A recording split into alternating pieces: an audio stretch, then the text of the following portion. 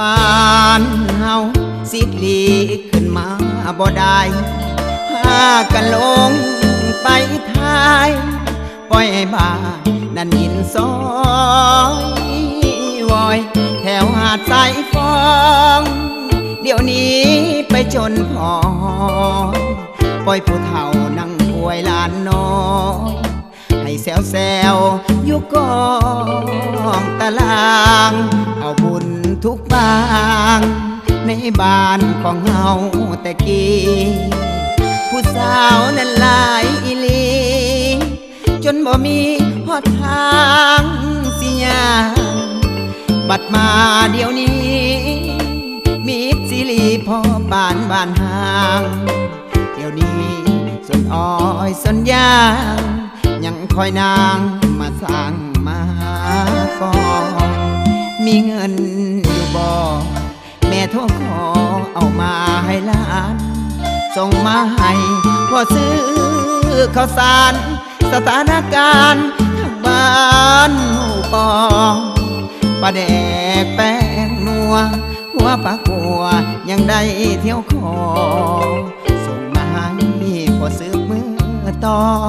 ลานก็เริ่มสอไก่เข้าห้องเฮียนปึ้มอ่านปึ้มเขียนซอขาวซอดำต้องซื้อสิให้แม่ตัดดินสินมือก็เจ็บซื่อคือบอกคิดมีเงินแล้วใส่ได้ลูกมาป้าให้พ่อแม่จังเป็นเจ้านั่นดีโพดแท้มาจอบเบิ่งแน่พ่อว่าพ่อแม่ยัง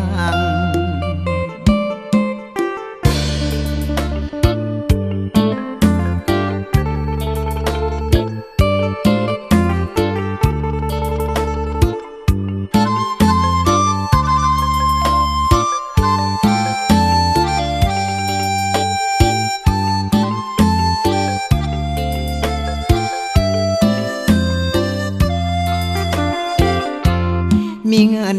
อยู่บ่แม่โทรขอเอามาให้หลานส่งมาให้พอซื้อข้าวสารสถานการณ์ทางบ้านหูปองปลาแดกแป้งนัวหัวปลากัวยังได้เที่ยวคอ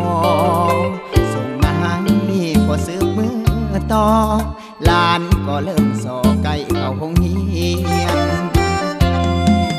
อ่านปึ้มเขียนซอขาวซอดำต้องซื้อสิให้แม่ตัดดินสินมือก็เจ็บซื่อคือบอกคิดมีเงินแล้วใส่ได้ลูกมาป้าให้พ่อแม่จังเป็นเจ้านั่นดีโพดแท้มาจอบเบิ่งแน่พ่อ